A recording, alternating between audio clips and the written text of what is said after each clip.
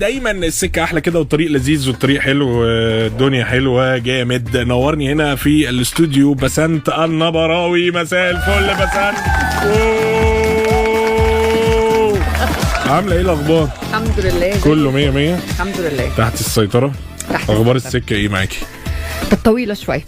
يعني ده بشكل عام ليكي في العربيه بتسوقي كتير زحمه وكده ولا ما؟ لا انا بسوق على قدي جدا.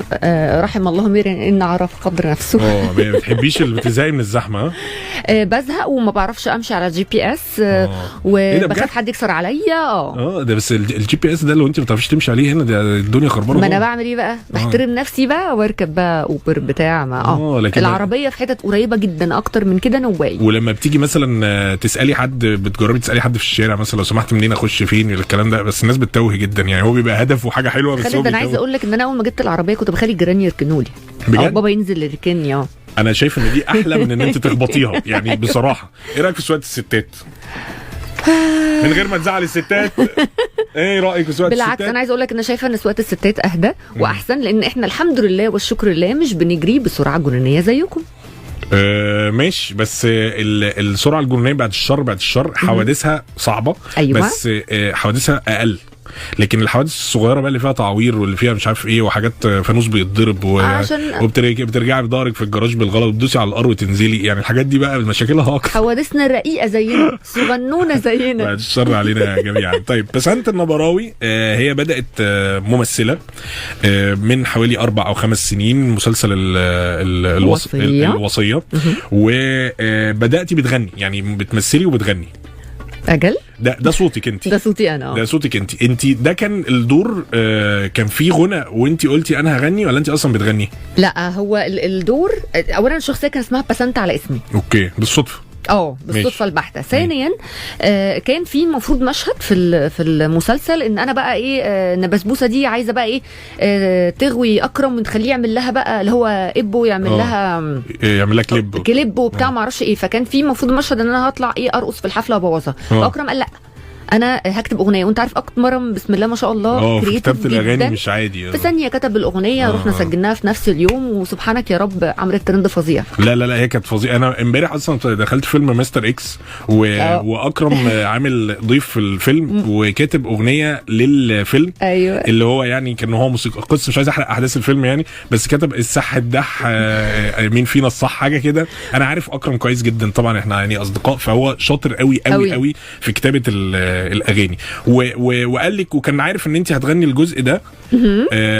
هل مثلا جربوا ان انت ما يمكن ما صوتك مش حلو، قال لك ان تعالي نجرب، ولا انت كان في ثقه؟ انا كنت غنيت قدام اكرم قبل كده فعارف ان انا صوتي حلو. انا عايز اقول لك ان انا ضيفة شرف معاه في نفس الفيلم برضو في مستر اكس، بس يعني ما حالفنيش الحظ ان احنا نبقى مشاهدنا مع بعض. انا مع قصقص واحمد فهيم مشهدي. أيوة. ما كنتش مع اكرم خالص. اوكي. فهو اكرم سمع صوتي كذا مره. فعارف ان انا بغني. ايوه. فقال طب نعمل اغنيه. ايوه بس كانت خطيره. انا بس هتخس حبي النص. وبعدين الاغنيه اتشهرت يعني شهره مش عاديه يعني. ايوه الحمد لله. يعني ما شاء الله. احنا كده هنبقى نلعبها بعد كده. انت طبعا عندك محطات كويسه، وعندك في النص بقى السبب من اسباب الشهره الكبيره جدا على السوشيال ميديا، موضوع ان انت قربتي من الشرقوه وقلتي اللهجه الشرقاوي دي ليها قصه. ايوه. ايه قصه بقى اللهجه الشرقاوي عليه الصلاه والسلام؟ انا من الزقازيق. اجدع ناس. الشرقيه 3/4 بيتكلموا عادي جدا زي ما انا وانت بنتكلم. في بعض القرى عندنا في الشرقيه لحد يومنا هذا ليهم لكنه. فانا كان كل ما حد يعرف ان انا من الشرقيه انتوا اللي عزمتوا القطر، انتوا مش عارفه ايه. فطقت في دماغي مره كده قلت طب ما اعمل فيديو للناس دي اللي هو كفايه بقى تقولوا لنا الكلمه دي مش مكتوبه على قورتنا يعني. واقولها بطريقه لطيفه. وطقت في دماغي اكتر ان انا اعملها باللكنه دي. انا كنت بعمل اوريدي زمان فيديوهات باللكنه دي. وبعدين طقت بقى في دماغي ان الفيديو ده يبقى باللكنه دي. اوكي. فعملتها لقيت جدل واسع جدا على لا لان في ناس اتضايقت اللي هو انت بتهاجمي الشرقوه وازاي تقولي كده وتريق عليهم وحاجات كده، وفي ناس كانت مبسوطه قوي. بص يا خالد، بما انت ممثل زي فانت تفهمني ناس كتير تفهمنا. هل احنا لما بنعمل مسلسل او فيلم وبنتكلم بيه بلكنه صعيدي او اسكندراني او بورسعيدي، مع كل احترام للمحافظات دي، هل كده احنا بنقل بينهم ولا بنتكلم لكنتهم؟ انت بتجسدي الواقع ده بالظبط كده. فهو ده اللي حصل. فانا حتى لما ناس اتكلمت معايا قلت لهم يا جماعه انا بتكلم لكنه ستيل موجوده لحد دلوقتي، قربت تندثر بس موجوده لحد يومنا هذا. طبعا مش معنى كده ان انا على فكره عمرها ما هتختفي. اتمنى ان انا بحبها. لا ما هي اللكنات المصريه احنا عندنا في مصر، انا ما اعرفش عدد، بس احنا عندنا لكنات كتيره جدا في كل المحافظات، وفي كل محافظه اوقات بيكون في كذا لكنه يعني يقول لك مثلا القريه دي بيتكلموا بالشكل الفلاني، القريه دي بيتكلموا فاحنا عندنا لكنات كتيره في مصر وفي العالم كله عامه. يعني الانجليزي في ناس بتتكلم في الدول الاجنبيه هم عندهم لكنات للغه الانجليزيه، دي حقيقة. ده طبيعي يعني، مش عمره ما هيروح، هيفضل دايما الشرقيه نفسها يا خالد في بعض القرى كل قريه ليها لكنه مختلفه. يعني الزنكلون الزنشلون، يعني في بعض دي قريه اسمها الزنكلون بعض الكلمات بينطقوا الكاف شين. اوكي. الشورسي الزنشالون. طب انا لو قلت لك شويه حاجات يعني باللهجه المصريه العاميه العادي جدا، هتقوليها لي بالشرقاوي اللي هو الزنكلوني ولا الشرقاوي العادي اللي هو الشرقاوي المشهور يعني؟ طيب يعني مثلا تعالي نفكر، وانا لو نسيت حاجات قولي لي ماشي. يعني مثلا لو قلت لك اللي هي دي الاسهل، مالكش دعوه بيا. مش لك دعوه بيا. الفرخه من غير دبابيس. الفرخه مش الهوراك. مش دبابيس هناك وراك. طيب حاجه وحش. شينه. اوكي. البيت. الدار. الشتاء. اللشتة. اوكي. بتلمع. بتسنور اللي هي بتنور. خطير. انا اقول لك عينك سنورت يا خالد. عينك سنورت. مكسوف. خزيان. انت شايل مني، شيل مني. لا شيل مني، حطتني. يعني انا شايله حاجه فبقول لك شيلها معايا. تعالى شيل معايا. حطتني اللي هي يعني نزل مني او حطتني. دي خطيره. ماشي. طيب في مثلا جنب. لا لما اقول لك جنبي كده تعالى في ريحي. تعالى جنبي. بتتقال برضو حاجه تانية زيج. يعني اقول لك انا ماشيه زيج الباب ده. انا ماشيه زيج البحر، يعني انا ماشيه جنبه. حدايه يعني عنده. حدايه ده شرقاوي ولا حدايه؟ لا بينطقوا كذا الكلمه دي بتتقال. طب معلش، هو اللهجه الفلاحي هي اللهجه الشرقاوي ولا ده حاجه وده حاجه ولا؟ لا هي لهجه من الشرقيه، بس بعض القرى هم اللي بيتكلموها. اوكي بس ماشي. لكن زي ما قلت لك الشرقيه اغلبنا بنتكلم عادي جدا. طب خلي بالك في نقره او في حفره. في نقره. اللينجر اللي هي النقر. النجرة او اللينجر. النجرة او اللينجر. دي مديها على الانجليزي. اللي هو طبعا. ايوه مش اي حد. اللينجر اللي هو نقر كتير. يعني كان في مقولة زمان بيقولوها اللينجر في اللسكك في اللشتاشين. يعني النقر في السكك في الشتاء وحشه. تعالي قوليها تاني كده. اللينجر في اللسكك في اللشتاشين. ده خطير. لا انا عايز اقولها. اللينجر في اللسكك في اللشتاشين. اللينجر في اللسكك في اللشتاشين. في اللسكك اللي هي الشتاء. ايوه الشين اللي هو وحش. والليشتا اللي هو الشتاء. شين وحش. ماشي. ده جامد. ماشي. طب ودانك اللي هي على طول كده. ما تاكلش بالطريقه دي او ما تاكلش كتير او ما تاكلش كتير. يعني مش تجرف في الاكل. يعني اقول لك يا خالد مش تجرف في طبق الفول. يعني ايه مش تجرف بقى. مش ما تكحتش كتير. يعني اللي هو ما تعزقش باخواتك. ايوه. طب مثلا حاجه عجباك، حاجه حلوه، حاجه عجباك. دي برضو بتنطبق عليها كلمه عينك سنورت. يعني بتلمع او سنورت. يعني ايه بتتاخد مجازا كده. انت عينك سنورت عليها. يعني ايه عينك لمعت عليها. بعيد. حاجه بعيده. غادي. يعني اقول لك ايه روح بعيد. روح هناك غادي. يبعد غادي. يعني لو قلنا مثلا اغنيه روح بعيد مش هبكي على الليالي تاني بالشرقاوي تبقى عامله ازاي؟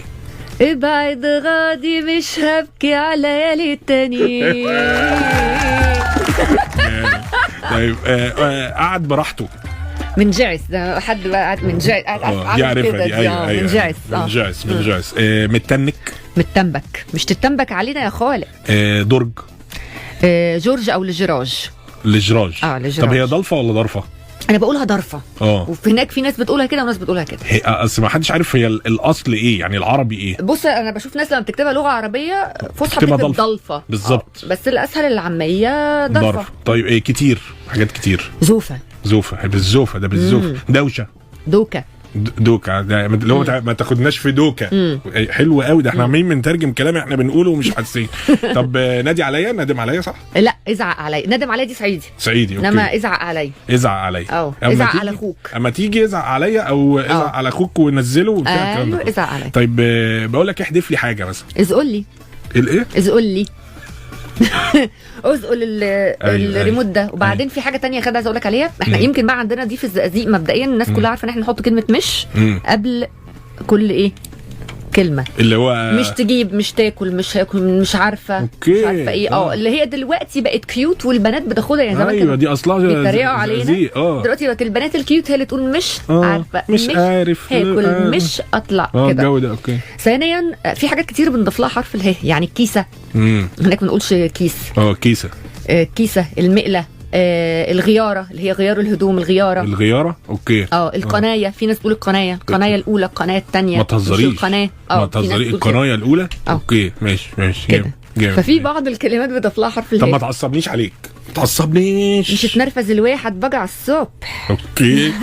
كل مره تضحك عليا كده اللي هي انت بتاكل راسي، مش تاكل راسي بقى، يعني ممكن تتقال انت بتضحك عليا وتتقال ان هو ايه انت يعني ما توجعليش دماغي، انزل من على دماغي. طب خلي بالك من نفسك. اربع لروحك. اربع لروحك. انا نسيت حاجه. ده انت كده، ده انت عملت قاموس عربي شرقاوي عربي. هي الفرق بقى ان في بقى بعض الجمل نفسها، يعني احنا قلنا الكلمات المختلفه، في بقى طريقه النطق نفسها بتبقى احيانا مختلفه.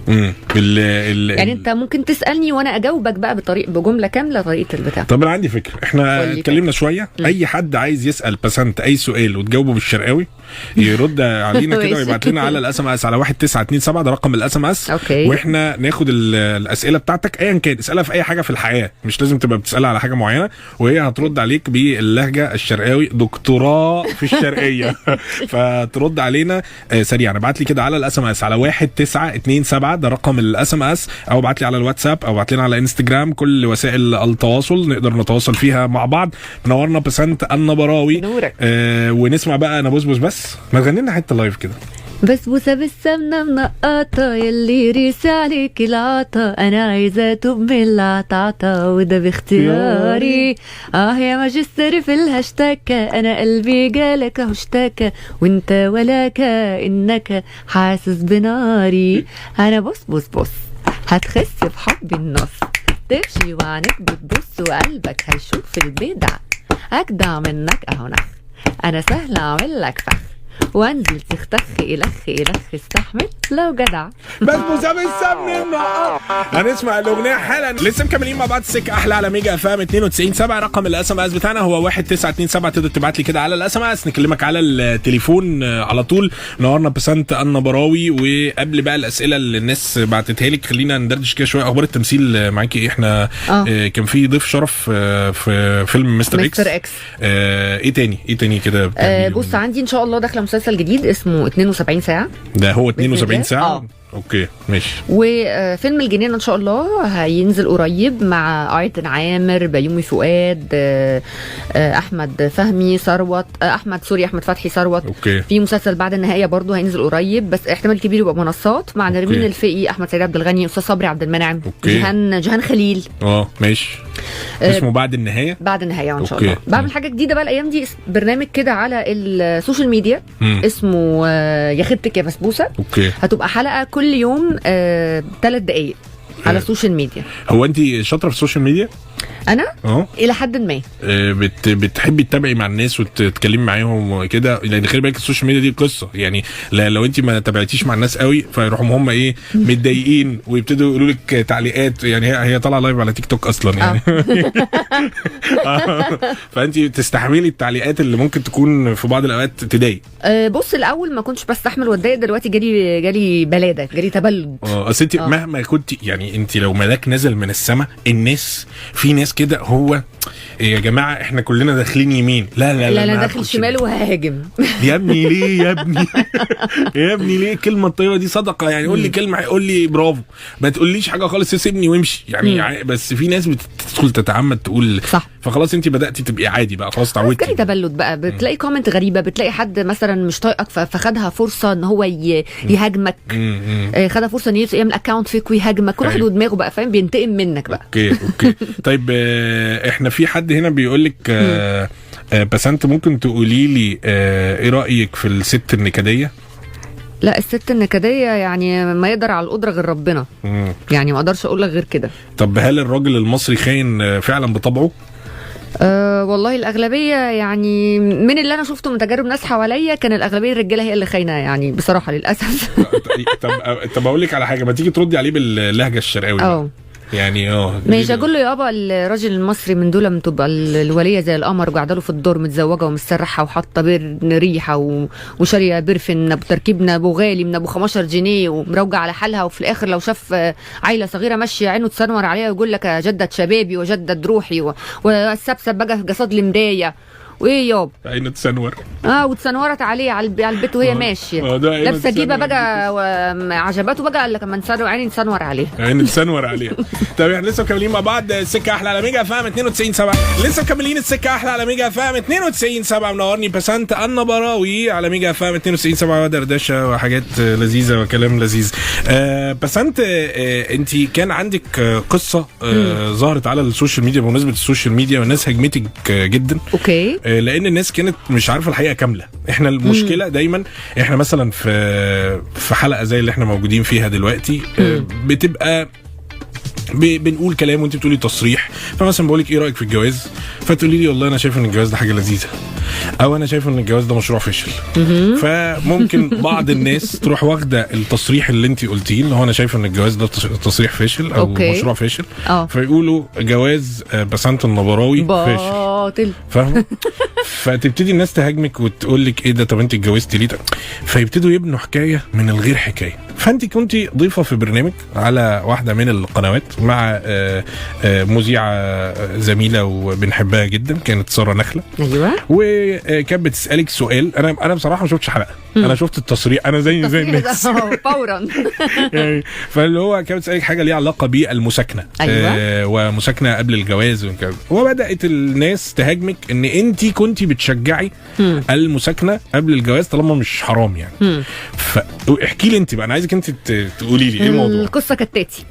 انا اتسالت ايه رايك في المساكنه عشان في بعض الناس على فكره ما كانتش عارفه يعني ايه المساكنه، اللي هو ولد وبنت يعيشوا مع بعض من غير جواز شرعي زي الاجانب كده بالظبط، يشوفوا حياتهم يعني متكافئه مع بعض ولا لا، هتمشي ولا مش هتمشي. فساره قالت لي ايه رايك في المساكنه؟ قلت لها المساكنه بالنسبه لي مرفوضه لان هي حرام شرعا، ربنا سبحانه وتعالى طالما حرمها علينا فهي محرمه. قالت لي فانت رافضه المساكنه عشان الشرع، قصدي سوري عشان الدين ولا المجتمع ولا اهلك؟ قلت لها كل ما سبق على راسهم الدين طبعا. قلت لها لكن لو كانت حاجه ربنا محللها لنا ساعتها كل بني ادم حر يعمل اللي هو عايزه، لكن طول ما هي محرمه فانا ارفضها. بس انت شايف المشكله في السؤال ولا المشكله في الاجابه؟ اصل انت قلتي اجابه عاديه بس هو المشكله في السؤال يعني. لا يا خالد، المشكله في الناس اللي خدت الكلام وحورته. انا اتكلمت ان قلت ان هي حرام، لو كانت حلال كان كل بني ادم حر في حياته. كلامي واضح جدا لاي حد ان انا برفضها صح. طول ما هي محرمه انا رفضها. فلقيت الناس في بقى انت عارف بعض الصحف مش كلهم طبعا بياخدوا الكلام كده ايه جزء وياخدوه بقى عشان يعملوا بيه بقى ايه ترند بقى وبتاع، فخدوا الجزء فقط ان انا قالوا ان انا موافقه وانا مش موافقه يا جماعه.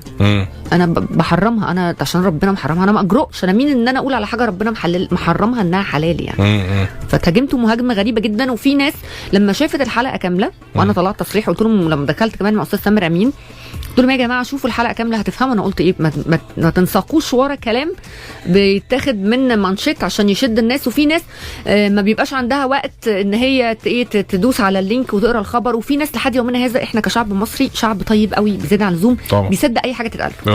وفي ناس ما بتسعاش تدور على الحقيقه. فلما ما دوروش على الحقيقه القصه دي بقى حصلت. خدوا من الكلام المكتوب فقط. يعني انت عارفه مثلا انا امي لما بتيجي تقول لي اي حاجه اسكت مش عارف مين طلق مين، اسكت مش عارف مين اتجوز مين، ما عرفت منين، تقول لي عرفت من الفيس.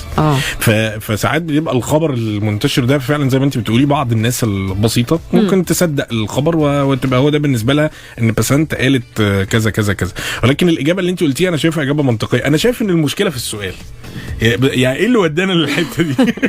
يعني ايه اللي ودانا للحته دي؟ احنا كنا ماشيين. هي سالت السؤال لان السؤال ده بقاله فتره طويله قوي منتشر والناس كتيره يعني ايه بتتكلم فيه، عامل جدل والله. فسالتني عن رايي فيه. حاجات كتيره عامله جدل بصراحه حوالينا. والمشكله في المجتمع. ايه رايك في العولمه؟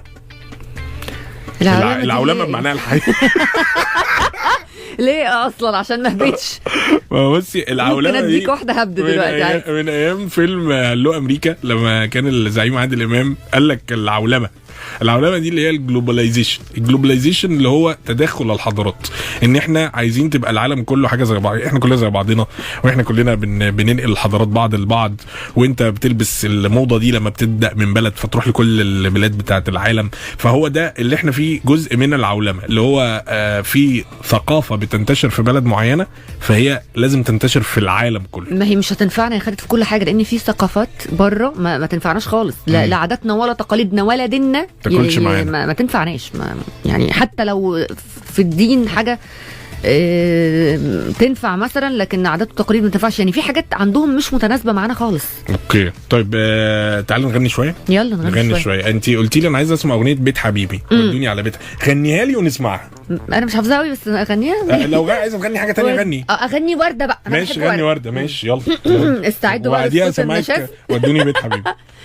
رسم لي عالسما جنة فيها الهنا، وقال هنعيش هنا، قلت حلوت سنيني، وبنالي في الخيال قصور من الأمال، وقال ما فيش محال، نمت وغمضت عيني، ومرت الأيام وصحيت من الأحلام، ما لقيتش غير آلام وعذابي مستنيني، وانا اللي بينكم هنا، مش عارفة رايحة فين، ولا فاكرة جاية منين، جابني الطريق هنا انا. كفايه عشان الناس ودانها يا حرام، ودانها اتصورت يا لا اتصورت يا يعني بيدوا على واحد دلوقتي ويقول لك ليه لطيني انك جبت البيت بسندها. لا والله صوتك لذيذ. انت لازم نعمل اغنيه بقى، يعني مش هنبسبس بس، هنبسبس برضو دي اغنيه قريب ان شاء الله هعمل اغنيه مسلسل وكده، عايزين اغنيه بقى. لا قريب ان شاء الله هعمل اغنيه بقى تغني لنا حاجه كده بقى فيها طرب. وفي اغنيه ليا عملتها مع احمد عبده اسمها حته جاتوه، بس انا بعدها سافرت امريكا فما اهتمناش قوي بالدعايه ليها. فالجاتوه راح. ماشي الجاتوه راح، بس اغنيه حلوه قوي برضه. جامد. هنسمع بقى بيت حبيبي، مكملين مع بعض السكه احلى على ميجا فام. لسه مكملين السكه احلى على ميجا فام 92.7. منورنا بسنت أنا براوي، والكلام كتير عن السوشيال ميديا والقصص الكتير. ايه احسن 3 افلام مصريه بتحبيهم؟ انا قبل السؤال ده ممكن اقول لك على حاجه. قولي لي طبعا. مش احنا كنا لسه بنتكلم في البريك في الفاصل عن حاجه السوشيال ميديا والتعليقات الغريبه؟ في حد فواحد دخل بيقول لي في اللايف ايه انت شبه ميمون صاحبي. ميمون شكرا يا سيدي. يا ميمون صاحبك حلو كده. يعني ميمون صاحبك رقيق وناعم كده، انت كده بتغلط في ميمون صاحبك وفي رجولته يا اسطى يا اسطى. شفت بقى ازاي ردت في صدر ميمون صاحبك شعره طويل مش ما شاء الله وناعم وحليوه كده. انت بتطلعي لايف كتير بقى لا مش قوي، بس النهارده عشان انا بحب برنامجك جدا وبعتز بصداقتنا جدا، فحبيت اطلع لايف مع بعض كده للناس عشان الناس كمان بتحبك قوي قوي قوي. بس المشكله ان اللايف عمال يقطع فالناس مش عارفه تشوف كويس. النتورك هنا مش احسن حاجه. بس احنا كده هننزل لهم الانترفيو ويقدروا يتفرجوا عليه بعد كده فيديو، هيبقى موجود معانا بكره ان شاء الله على كل الصفحات بتاعتنا الرسميه، فتبقى الدنيا ماشيه قوي. طيب زي ما قلت لك ايه احسن 3 افلام مصريه بتحبيهم؟ اكتر ولاد العم، بنات العم سمير وشهير وبهير. ده من الهلس، ده هما 2 هلس وواحد جد جدا. اوكي ايه اكتر دور كان نفسك تمثليه في عمل سواء قديم جدا او قريب؟ لو عمل قريب كان لعبة نيوتن لمنى زكي، كان حلو قوي طبعا. كان مسلسل جعفر العمدة. لسه كنت هسألك ايه اكتر دور كنت بتحبيه؟ زينة. بس انا حسيتك اكتر في دور اللي هي المفترية دي اسمها مين؟ دلال؟ لا مش دلال، اللي هي نرجس. لا اللي هي كانت متجوزه احمد فهيم وبعد كده خلعته. وداد. والناس كلها بعتت لي قالت لي انت كنت تلاقي في الدور ده، وانا عايزه اقول لك انت كنت عامله دور قريب برضو في شده كده، كنت ادوار مش دور يعني اللي هو انت بتليق على الادوار الشر، اللي هو البنت الحلوه المطلق. البنت الحلوه اللي هي الشريره كده من اجل الشر. يعني عايزه اقول لك لما عملت نصيبي واسمها قصه النضاره البيضاء، كنت طالعه كنت انا مرات عمرو، وطلع عمرو بقى يبقى اخوه مين؟ امير المصري. فانا كنت طالعه بقى امير المفروض جاي من امريكا وولد غلبان وبتاع، كنت طالعه بقى وفوفه دي شرشوحه وست قادره، لدرجه ان امير المصري كان بيصعب عليا في الكواليس طبعا من كتر ما انا رافعه الحاجب ومتنحه له كده، على طول كده كنت اذى قوي. في اللي ملوش كبير بقى ياسمين عبد العزيز لما كنت عامله دور اختها كنت برضه مؤذيه قوي لدرجه ان انا اتشتمت وناس من الخليج شتمتني، وين احنا بنحب ياسمين اوعي تضايق. هو الست الحلوه لما بتبقى عندها بوز بتبقى اسوأ بكتير يعني طبعا كل الستات حلوين وكل حاجه، بس لما بتبقى ست بتبقى شايفه نفسها ان هي حلوه وبتبقى مديه بوز بتبقى صعبه قوي. الجمال جمال الروح، يغور الجمال طالما الست ضربه بوز. والله يعني العظيم بتبقى اللي هو مديه وش كده اللي هو على طول رافعه حواجبها، واللي هو كده لو كان عاجبك واخبط لا لا ايه الحياه دي؟ ايه ده؟ لا لذيذه خالص. طيب انت بتصرفي فلوسك في ايه؟ انا بص انا حاليا كده مفيش فلوس. ادمنت والله بقيت كحيت. ادمنت السوشي. اوكي. مع اني كنت بحبه خالص، الله يسامحهم اصحابي خلوني احبه، بقيت دلوقتي بقى اصرف فلوسي الاول. مش عارف احبه خالص. لا كل الفرايد الاول، السوشي المقلي ده الاول هيعجبك. ماشي. وبعدين في نوع من السوشي اسمه فيلادلفيا، بيبقى جبنه فيلادلفيا على حته سموكت سالمون، فالاكل فيها أنا مستوي مش ني. هو مش بيضايقني يعني انا اكله بس مش اللي هو لدرجه ان انا اروح تحب السوشي احبه ويلا وبتاع. هو لذيذ يعني، في حاجات فيه طعمها حلوه والفرايد لذيذ. ايه تاني غير السوشي؟ بحب قوي شوربه الكوارع. بتضيع فلوسك في شوربه الكوارع؟ لا ما بضيعش فيها فلوس، بس بحبها قوي. بس بحب الشوبينج والسفر جدا. يا عينيا تقول لي تعالي نسافر والنبي لو على نقله هتلاقيني فريره ابوح طاير. لا السفر ده حاجه حلوه قوي. انت كنت بتشتغلي قبل كده مضيفه جويه 11 سنه. 11 سنه ده مده طويله جدا. مده كبيره. الشغلانه دي من الشغلانات الصعبه يعني. الناس بتبص لها اللي هي ايه ده، دول رايحين بيسافروا بيتبسطوا ده لذيذه ومش عارف ايه والكلام ده كله. واجهتي فيها يعني كان فيها صعوبات مهنه صعبه؟ هي مهنه صعبه لان هي انت كل يوم في بلد شكل، هي ميزه وعيب في نفس الوقت. ميزه ان انت بتتفسح وتشوف ثقافات مختلفه وكل حاجه، بس عيب ان انت الجيت لاج بتاعك مش مظبوط بسبب النوم، مش عارف انام امتى ولا اصحى امتى. ممكن يبقى عندك حدث مهم جدا او عندك حد تعبان او فانت غصب عنك عشان ده شغل، فانت في رحله او لا قدر الله لو حد تعب وانت من اهلك وانت بعيد عنه بقى في رحله يعني تبقى بس دي صعوبتها في كده، تبقى صعبه قوي. هو في ناس فعلا في الطياره ساعات بيجي لها اللي هو انت 11 سنه بقى اللي هو الهسس بتاع احنا هنموت دلوقتي. يعني في ناس يعني بانيك اتاك، بس الحمد لله ما صادفتش حد جاله كده. بس احنا بدورنا احنا عشان فاهمين شغلنا، في ناس بتبقى خايفه تبقى اول مره تركب طياره. في شويه توربلنس مطبات هوائيه دي بتحصل في اي حته في الدنيا يعني ده امر طبيعي جدا زي ما بتمشي بيحصل مطب على الارض. ففي ناس فعلا بتبقى قلقانه شويه، فاحنا بنطمنهم لان دي حاجه طبيعيه يعني. اول مره اركب طياره كنت مسافر الغردقه اللي هو عادي، وانا ركبت الطياره اول مره اركب طياره ركبتها كبير يعني اللي هو مثلا من 10 سنين، فيعني كنت كبير يعني صغير يعني. فاول ما حصل مطبات انا فعلا بدات انا خلاص انا هموت دلوقتي. ومطبات يعني الناس اللي ركبت الطيارات كتير، المطبات بتاعت الغردقه غير المطبات بتاعت الرحلات الكبيره، فبرضه يعني حاجات في الخفيف كده خالص يعني. وانا فعلا خفت جدا، فانا متفهم جدا اللي انت بتقولي. لا عايزه اقول لك احنا بنطمنهم جدا وبنفضل جنبهم لحد ما يهدوا ونفك الجو خالص ونهزر ونضحك معاهم وفاهم. طب شفتي الفيديو اللي كان CNN نزلته من قريب لواحده ست كانت قامت عملت ثوره كبيره جدا في الطياره وقالت انا شفت حد في الطياره والمضيفه دي مش حقيقيه، دي مش بني ادم. لا ما شفتش ده خالص. ده الفيديو ده قلب الدنيا لان هي الست لغت رحلتها، وهم كانوا جابوا ناس محللين. CNN جابت محللين في لغه الجسد والعين وبيقولوا ان الست دي ما بتكذبش ولا بتمر باي نوع من انواع الحالات العصبيه او حاجه. هي الست دي بتتكلم بجد جدا، ويعني كان موضوع شاغل ربنا مديها يعني رؤيه مستقبليه مثلا، ربنا فتحها عليها. لا عايزه اشوف. عايزه ربنا يفتحها عليها. طيب انت متجوزه؟ الحمد لله. ايه اكتر حاجه بتخانقي عليها انت وجوزك؟ انا وجوزي خناقات اللذيذه. اقول ولا هيرميني بره الشقه. الخناقات اللذيذه. الخناقات اللذيذه انه مثلا ايه التكييف. انا بتعب من التكييف قوي، لو فضلت فاتحه 24 ساعه جيوب الانفيه عندي بتتدمر. هو عايز نفتح تكييف 24 ساعه. دي انت عارفه ان دي خناقه مشهوره جدا بين الاثنين متجوزين. الريموت ممكن يعني عادي ندب خناقه. مش لاقيين الريموت فين لا هو عايز يقلب حاجات معينه ويتفرج على حاجات معينه، وانا عايزه حاجات تانية يعني. وتيجي تقولي له طب روح اقعد في اوضه تانية، يقول لك لا انا عايز اقعد في نفس الاوضه دي. بالظبط. انا طب ما في تلفزيون تاني. لا انا عايز اقعد معاكي. ساعات مثلا عايز يتفرج على حاجه رعب، انا ممكن اتفرج على حاجه رعب. انا بص بخاف من خيالي، بس ممكن لو هو موجود. بس ساعات مش طالبه معايا رعب قبل ما انام. قول لي لا انت داخله تنامي مالكيش دعوه. اقول له يا سيدي ما انا هسمع صوت الفيلم هترعب، ما سيبني في حالي. اقلب الفيلم ده. يقول لي لا. طيب لو اخيرا كده قلت لك وجهي رساله للرجل المصري باللهجه الشرقاوي، رساله هو جه رساله للست المصريه باللهجه الشرقاوي.